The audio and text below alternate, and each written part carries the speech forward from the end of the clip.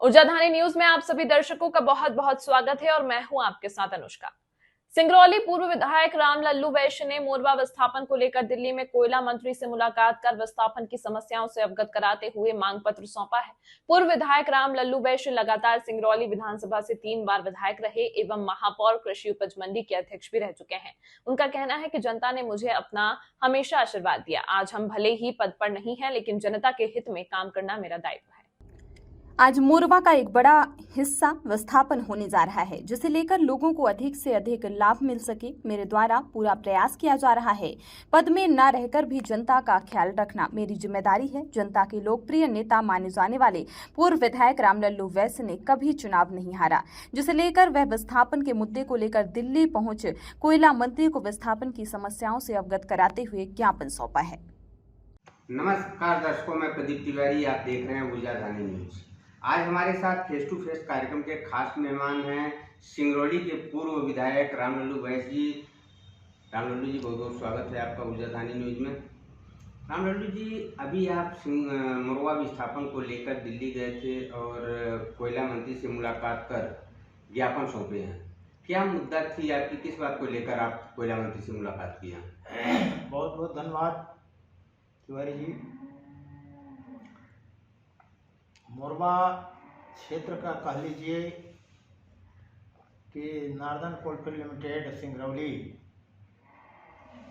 ये हमारे 5-6 वार्डों का शहरी क्षेत्र का अर्जन धारा 9 फरवरी को ही 2024 को लागू किया। क्योंकि इसके पहले भी तमाम वार्ड क्रमांक 10 मढ़ौली जैत विस्तार के लिए अधिग्रहित किया गया था। वहाँ के परिस्थितियों को देख करके हम लोगों ने मौजा बनाने के पहले ही यह तय करना चाहा कि सरकार हमें किस रूप में मौजा देगी, प्लाट पुनर्वास देगी। इन सब मुद्दों को लेकर माननीय केंद्रीय मंत्री भारत सरकार से हम लोगों ने एक ज्ञापन सौंपा और उसमें यह मांग किया गया कि हम लोग, पहली बात तो मैं स्वयं भी 3-4 बार के विस्थापित हैं एनटीपीसी से भी, और उसके बाद मढ़ौली ग्राम जैत परियोजना से। तत्पश्चात यहाँ जो ज़मीनें थी उसमें बसे और यहाँ से भी अब उजाड़े जाने की तैयारी है। इसलिए हम लोगों ने देखा कि जैन वार्ड क्रमांक 10 में अधिसूचना क्रमांक 3065 20/10/11 के अर्जन में हम लोगों को सिर्फ लॉलीपॉप दिखा करके ब्याज न देना, जमीन का रेट बड़ी मुश्किल से कलेक्टर गाइडलाइन, कलेक्टर के निर्धारण के पश्चात मिल पाया। पर आज भी बहुत से घर वहाँ बचे हुए हैं। 10-12 साल के परिस्थितियाँ बीत जाने के बाद भी एनसीएल निराकरण नहीं कर पाया है और खदान खोदते जा रहे हैं, वो भी कंपनियों को लगा दिए हैं।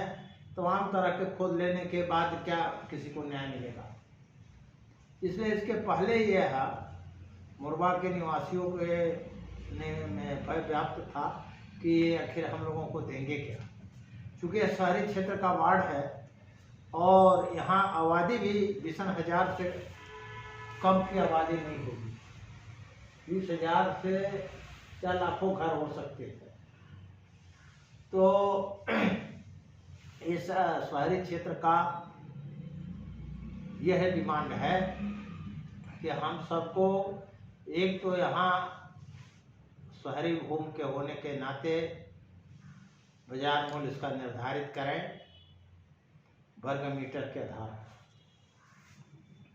दूसरा बात कि पुनर्वास के लिए स्थान नगरीय क्षेत्र में मांग की गई है। नगरीय क्षेत्र में ही लोगों को बसाया जाए, 40 बाई 60 का प्लाट दिया जाए और जो पैसा लेना चाहते हैं उनसे पैसा लें। ये दो तरह की बातें।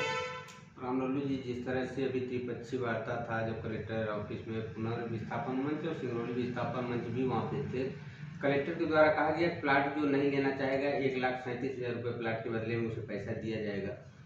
जैसा सुने हैं कि लोगों द्वारा ताली बजा के उसका स्वागत किया गया था, उस संबंध में आप क्या कहेंगे? चूँकि मैं वहाँ पर नहीं था, पर उस बात को मैं नहीं कहना चाहता। जो विस्थापन मंच पुनर्विस्थापन मंच ने दोनों ने यदि स्वीकार किया है तो अपने को कोई आपत्ति नहीं है। पर मेरा मांग ये है, जो जनता के चुने हुए निर्वाचित मेयर भी रहा, 3 बार के विधायक रहा और वास्तविकता में लोगों का हक मिले, मैं उस बात की बात करता हूँ। देखिए रामलल्लू जी, जिस तरह से आपको विस्थापन का एक बहुत बड़ा अनुभव है, चाहे वो राजनीति का चाणक्य कहें या विस्थापन के मुद्दे को लेके काफ़ी अनुभव है आपके पास। एनसीएल द्वारा एक बड़े पैमाने पर विस्थापन किया जा रहा है, किस तरह की मांग होना चाहिए, क्या उचित है, आप क्या कहेंगे? बहुत सारे लोग खबरों को देख रहे होंगे, क्या उचित है, किस तरह का एनसीएल दे कि जनता के हित में हो? देखिए, पहली बात तो अभी जैसा कि मांग किया जा रहा है कि कुछ भाई 48 मुर्दा के बचे हुए हिस्से को नहीं बसाया जाए, जो भी हो सकता है बसे लो। मेरा तो ये कहना है कि जहाँ भी बसाएं, जहाँ भी शासकीय जमीन मिले, शासन उस बात को इंगित करे। जहाँ तक बात कर रहे हैं 1,37,000 की, वहाँ के बाजार के रेट से उस प्लाट की कीमत है 1,37,000, क्योंकि ग्रामीण क्षेत्र है, नहीं है, उबड़ खाबड़ भी है। ऐसे जमीन का रेट हो सकता है कि 1,37,000 हो, पर ऐसा नहीं है। जो जमीनों का मूल्यांकन होगा वो बड़ी बारीकी से होगा और कलेक्टर साहब यदि देते हैं तो जो नहीं लेंगे उनको जो पुनर्वास का लाभ देंगे। जैसा कभी बात आ रही थी कि हम लोगों ने डिमांड किया था, तो 15 लाख के आसपास 15 लाख की जगह करेंगे। जो उसके बदले प्लाट जो नहीं ले रहा है, मान लीजिए कोई भी, उसको देंगे तो हम प्लाट फिर काट लेंगे। 1,37,000 में मिल रहा है, वहाँ सरकार दे रही है, ये तो गजब हो गया।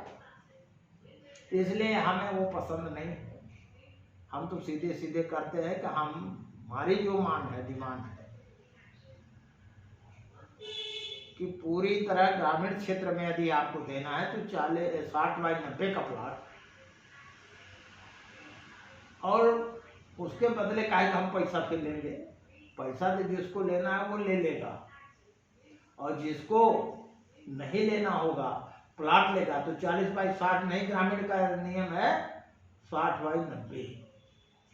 शहरी क्षेत्र का है 40 बाई 60, तो शहरी सेट में देंगे 40 बाई 60 तो शहर में दे दें, हम लोग लेने को तैयार हैं। इसी के साथ हम बार बार ये कहते हैं कि यह शहरी क्षेत्र है, यहाँ का वर्ग मीटर पर कलेक्टर गाइडलाइन भी है, उसके आधार पर मुआवजा बनाएं। वर्ग फीट या वर्ग मीटर? वर्ग मीटर, वो वर्ग फीट से भी निकल जाएगा, पर वर्ग मीटर दिया हुआ है कलेक्टर गाइडलाइन। वर्ग मीटर भी देंगे तो भाई वो वर्ग फुट पर नहीं देंगे, उसका मतलब वर्ग मीटर पर ही कलेक्टर गाइडलाइन में भी। तो रामलल्लू जी, हम बात करें, सिंगरौली में बहुत सारे नेता हैं, अभी वर्तमान विधायक हैं, जबकि आप पूर्व हो चुके हैं। वैसे आप भले 3 पंचवर्षीय विधायक रहे हैं, मेयर रहे हैं, आपके मन में ऐसी कौन सी जिज्ञासा उत्पन्न हुई कि आप कोयला मंत्री दिल्ली जाके कोयला मंत्री से मुलाकात कर यहाँ के विस्थापन की समस्या? देखिए, मैं पहला तो मूल निवासी होने के नाते विस्थापित हूँ। राजनीति में रहने के साथ मन में अपने आप को लगता है कि कहीं हम सबके जो मन में है, मेरे मन में है, वो नहीं मिल पाएगा तो बड़ा कष्ट होगा। क्षेत्र की जनता की मांग भी बराबर निरंतर है, वो कम नहीं है, पर हमें भी ऐसा लगा कि कहीं न कहीं कुछ बातें स्पष्ट करना चाहिए। जो बातें वो देने के लिए एनसीएल तैयार है, उस छोड़ करके बातें जो नहीं आ पाई है, उस बिंदु को लेकर मैंने मंत्री जी से मिला था। खासकर ये है कि जैसे जमीन का अधिग्रहण में जो भी कलेक्टर गाइडलाइन होगा पर ब्याज दे रहे हैं, नहीं दे रहे हैं मकान पर, तो उस मकान के बिंदु पर हमने चर्चा करने के लिए गए, मांग किए कि मकानों पर भी ब्याज दिया जाए। इसके पहले तो 2010-11 में मढ़ौली वार्ड क्रमांक 10 विस्थापन हुआ था, जिसमें शायद जमीन के मुआवजे में ब्याज दिया गया था, लेकिन मकान के मुआवजे में ऐसा कुछ हुआ नहीं था। इस बार आपके द्वारा क्या प्रयास किया जाएगा? वो इसीलिए कि मकान पर ब्याज मिले, इसी के लिए प्रयास किया जा रहा है पहले से, और उसका भी अभी पेंडिंग है। वो अभी मढ़ौली वाला भी अभी आदेश आने वाला है, मुझे जहाँ तक है, मैंने तो कह के आया हूँ, उसका भी पहले निराकरण करिए आप। तो मैं उम्मीद है कि उसका भी यदि आएगा तो ये सीएल के ऊपर छोड़ देंगे कि भाई तुम्हें देना है तो बोर्ड में पास करके अपना दे दो। तो ये सब काम अब जो है ये स्थानीय स्तर में होंगे और सीएल प्रबंधन को इस पर विचार करके और भुगतान करने की पूरी प्रक्रिया अपनाएंगे। जब इस मुद्दे पर, विस्थापन के मुद्दे पर कोयला मंत्री से आपका बातें हुई, डिस्कस हुआ और इसके बाद आप ज्ञापन भी दिए, यानी मांग पत्र सौंपे हैं, क्या आपको आश्वासन मिला? क्या बात हुई कोयला मंत्री से अपनी? आश्वासन उन्होंने दिया है कि जो देखिए यदि उसी जिले में अन्य परियोजनाएं हैं, यदि वहाँ सब कुछ मिल रहा है तो यहाँ भी मिलना चाहिए, ये मेरी मांग पहली बात। दूसरी बात कि यदि आप लोग नहीं करेंगे तो हम लोगों का जमीन का अधिग्रहण न किए, जनता को नुकसान न हो, इसलिए। साथ ही ये भी मैंने कहा कि अब यह है 5-6 वार्ड हमारा शहरी क्षेत्र है, यहाँ किसी के पास 2 एकड़ जमीन नहीं होगी। 50 डिसमिल के नार्म बनाएं आप कि 50 डिसमिल जिसकी जमीन हो, या पैकेज में 50 डिसमिल शामिल करके कम से कम उसको एक नौकरी मिले। चूँकि 1485 हेक्टेयर भूमि का अधिग्रहण हुआ है, जिसमें शासकीय भी है जमीन, पर मैं मानता हूँ मोटी मोटा तो यदि 50 डिसमिल में वालों करेंगे तभी नौकरियां मिलेगी, नहीं मिलेगी किसको। इसलिए ये सब बिंदु हैं कि आप नौकरी के भी प्रयास करें, यहाँ के बेरोजगार और किसानों को उसका लाभ मिले, रोजगार के साथ। रामलल्लू जी, जिस तरह से सेक्शन 9 के बाद एनसीएल किसी भी रीति नीति को स्पष्ट नहीं किया है, लेकिन उसका काम कहीं रुका नहीं, ड्रोन सर्वे हो गया, नापी चालू हो गई, और अभी बीच में एक पत्र सार्वजनिक किया था एनसीएल जो कलेक्टर गाइडलाइन से जमीन का मुआवजा और पीडब्ल्यूडी 19-20 का रेट दिखाया था मकान के मुआवजे में। 19-20 और 24 में काफ़ी डिस्टेंस, काफ़ी अंतर है, उसमें सही तरीके से मुआवजा दिलाया जा सके, उस संबंध में आप क्या कहेंगे? देखिए, हम तो स्पष्ट कह रहा हूँ कि 20-21 में धारा 4 लगा था, ब्रेक हुआ इसलिए विलम्ब हुआ। कुछ जमीनें उन्होंने धारा 7 कुछ जगह का कर दिया, कुछ बीच में हम लोगों को 3-4 वार्डों को छोड़ दिया था। उसके बाद फिर डिमांड हुई कि नहीं, ये टापू क्यों छोड़ा जा रहा है, इसको भी ले लिया जाए। फिर उसको क्लियरेंस होते होते वो भी हुआ, 21 में 7 हो गया, और फिर धीरे धीरे करके आप सेक्शन 9 हो गया 2024 फरवरी के बाद दोनों चीजें हैं। हम तो ये कहते हैं कि धारा 4 से लेके 9 के बीच में आप ब्याज देंगे, जमीन का दे देंगे, मकान के क्यों नहीं देंगे। इसलिए दोनों पर, पूरी संपत्तियों पर आपको ब्याज भी देना है, तभी स्वीकार है, अन्यथा यह जमीन आपको नहीं दी जाएगी। देखिए, इसके पहले वो मढ़ौली वार्ड क्रमांक 10 विस्थापन की बात अगर हम करें तो वो 10-11 में वो विस्थापन हुआ था, लेकिन अभी भी कुछ ऐसे मकान हैं जिनके मकान वही हैं, उनको मुआवजा नहीं मिला, जबकि ब्लास्टिंग एरिया काफ़ी नज़दीक है, काफ़ी दिक्कतों का सामना करना पड़ रहा है। इस तरह की स्थिति यहाँ निर्मित न हो, इस संबंध में आप क्या कहेंगे?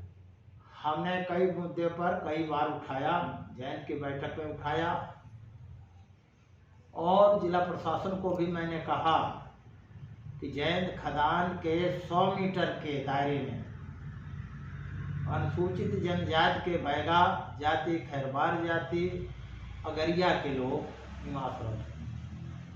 आप उन्हें बगैर मुआवजा दिए, उनके पास कोई कागज नहीं है, वो गरीब हैं, भूमिहीन हैं।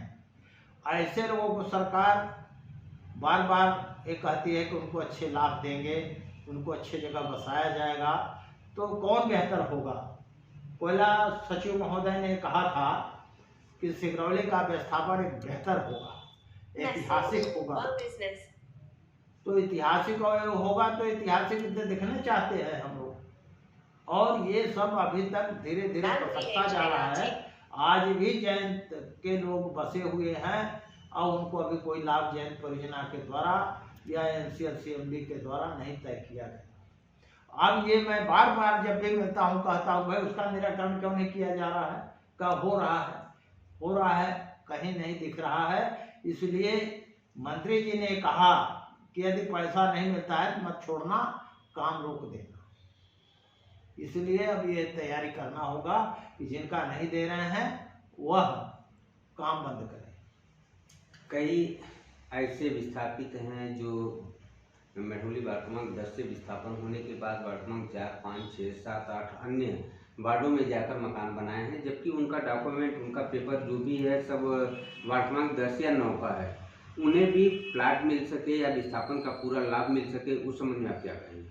ऐसा है कि 10 नंबर वार्ड के लोगों को पैसा दिया गया, प्लाट तो दिया नहीं गया। प्लाट लेने के बाद ये कोई था कि आप कहाँ जाते हो, कहाँ नहीं जाते, जहाँ उनको समझ में आया वहाँ गए बसे, चाहे वो 9 नंबर, 4 नंबर, 5 नंबर, 7 नंबर में क्यों न बसे हों। जिनका मकान बना है उनको प्लाट मिलेगा, मुआवजा मिलेगा, प्लाट मिलेगा, उसमें कोई संदेह नहीं। रामलल्लू जी, लास्ट सवाल है जब सेक्शन 9 के पहले ड्रोन सर्वे हो गया और उस ड्रोन सर्वे में घर हैं सब, तो कोई दिक्कत नहीं है, उसका मुआवजा मिलेगा। जैसा आप अभी बोले कि ड्रोन सर्वे में जो मकान हैं, इसके पहले जब मेढ़ोली विस्थापन हुआ था उस समय सेक्शन 9 के बाद भी मकान का निर्माण हुआ था। एक तरफ नापी चल रही थी और दूसरी तरफ मकान निर्माण भी हो रहा था। NCL ने सभी का नापी किया और सही तरीके से मुआवजा दिया, उस संबंध में क्या कहेंगे? भाई उसी आधार पर तो मैं कह रहा हूँ। मैंने तो कहा कि मुहेर से लेके जैन से लेके तो 2 तरह का रीति थोड़ी अपनाएंगे NCL वाले। ये तो उनको जो घर बने हैं सबको नापी करेंगे, पैसा देंगे, ऐसा मेरा मानना है। तो विस्थापन मुद्दे को लेकर जनता के हित में आप दिल्ली जाके कोयला मंत्री से मुलाकात कर समस्या से अवगत कराए, लेकिन यहाँ के स्थानीय चाहे वो जिला कलेक्टर हों या CMD हों, इस विस्थापन मुद्दे को लेकर आपका किस तरह की बातें हुई? देखिए, जिला प्रशासन से हमारी कोई बैठक में न बुलाए गए न तो चर्चा, पर मुझे लगा कि हम अपने केंद्र सरकार को अवगत कराएं, केंद्र सरकार कोयला मंत्रालय के सचिव को अवगत कराएं और CMD महोदय को अवगत कराएं। चूँकि नियम के अनुसार हम डिमांड किए, नियम के विपरीत कोई बात नहीं हुई है और उसे मिल बैठ करके NCL, CMD या डायरेक्टर को तय करना चाहिए कि वास्तविकता में हम सब आम भू विस्थापितों के साथ बैठ करके बात करें और उसका सही निदान निकालें कि ये वर्ग मीटर में ये जमीन का होगा, मकान का इतने वर्ग मीटर मकान का होगा, अन्य संपत्तियों का ये होगा। ये सब तय कर लेना चाहिए, क्योंकि गाइडलाइन में बहुत बड़ा अंतर होता है, कम रेट हो जाता है। इसलिए बाजार का रेट मूल्यांकन वो करना चाहिए कि आप यदि ये संपत्ति कितने में दोगे, उस कुर्सी का कितने में कीमत होगी, उस घर का कीमत क्या कीमत होगा। आज जैसे उदाहरण मान लीजिए कि घरों का हम बेच रहे हैं, तो बेचने में क्या घर की कीमत है और आप क्या बना रहे हैं, क्या गाइडलाइन कर रहा है।